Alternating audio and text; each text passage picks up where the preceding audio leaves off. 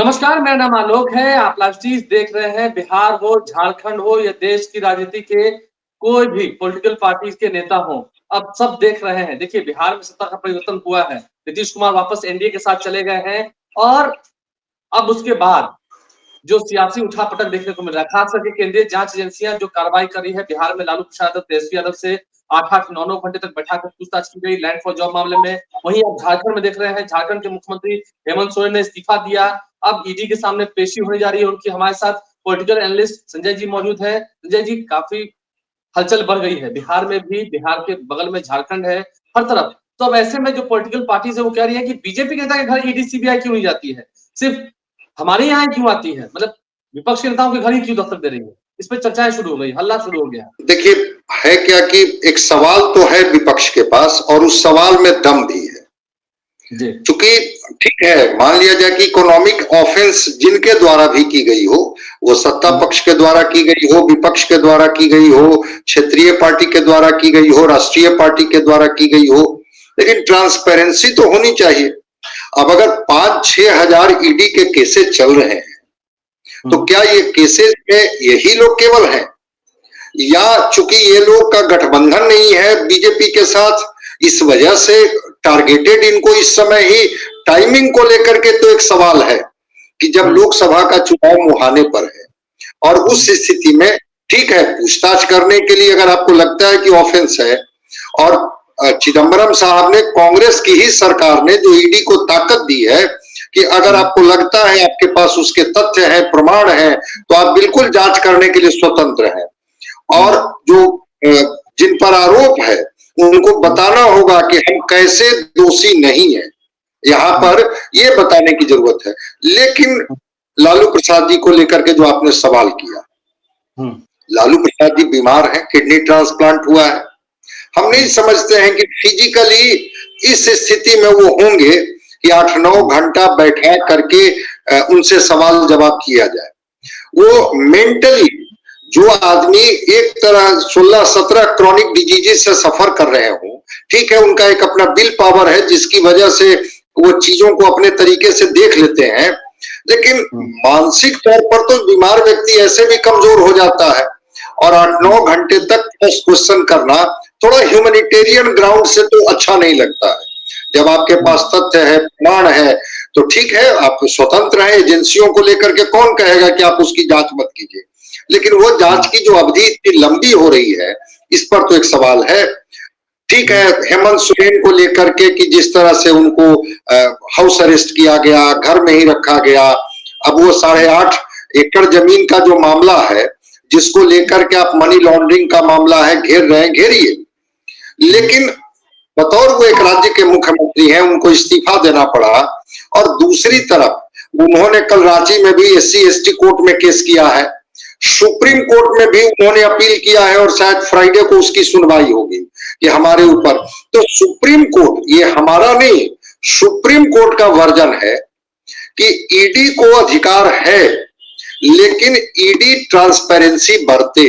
जिस तरह से कभी उन्होंने सीबीआई को लेकर के फटकार लगाई थी कि सीबीआई जो है वो पिंजरे के तोते की तरह व्यवहार न करे, वैसे ही ईडी को लेकर के भी सुप्रीम कोर्ट ने कहा है कि ईडी ट्रांसपेरेंट बने, पारदर्शी बने, जनता के बीच में ये परसेप्शन ना डेवलप हो कि आपकी कार्रवाई मॉडिफाइड इंटेंशन से होती है, मतलब किन्हीं को टारगेट करनी है, किन्हीं को रिलीफ देनी है।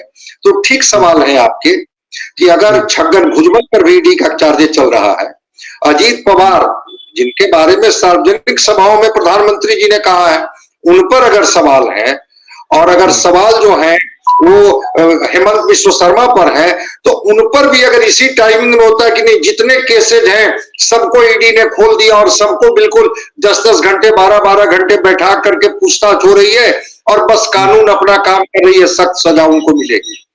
लेकिन जैसे ही गठबंधन बदलता है, किन्हीं के प्रति रुख आपका नरम, और जो गठबंधन में नहीं रहते हैं उनके प्रति रुख गरम। ये एजेंसियों को लेकर के नहीं, लेकिन सरकार को लेकर के एक सवाल तो लोग उठा ही देते हैं ना कि ईडी जो है कहीं न कहीं से प्रभावित होती है। पब्लिक के बीच में मैसेज गलत जा रहा है। देखिए, पब्लिक तो चीजों को समझती ही है ना, जितनी चीजों को हम और आप समझते हैं उससे ज्यादा पब्लिक समझती है कि आखिर इसी टाइमिंग पर कार्रवाई क्यों, और कार्रवाई केवल विरोधियों पर ही क्यों।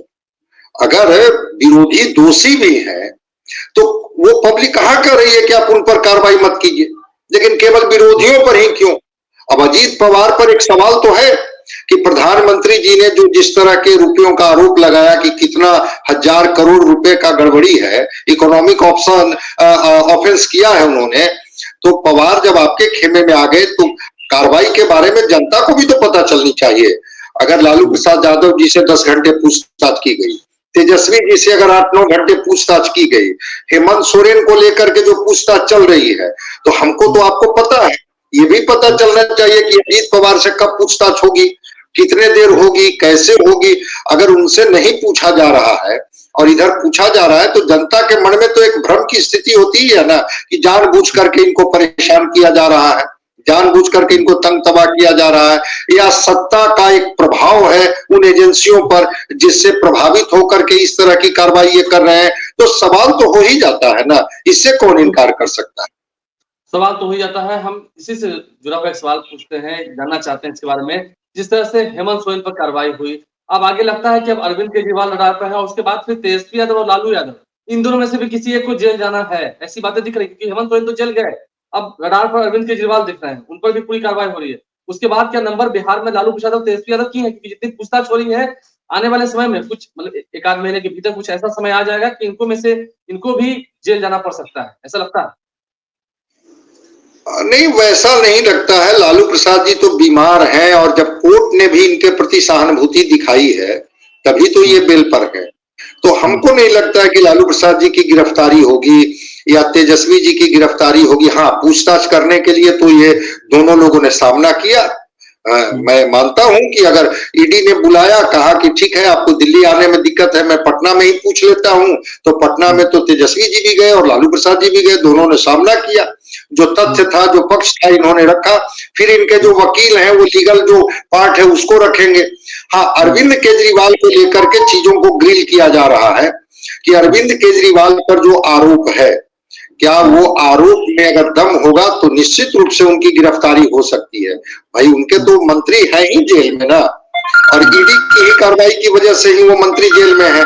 तो मुझे नहीं लगता है कि अगर ईडी अरविंद केजरीवाल, तेजस्वी जी या लालू प्रसाद जी या हेमंत सोरेन को लेकर के जिस तरह से सक्रिय है, बाकी लोगों के प्रति भी उतनी सक्रियता दिखा रही है।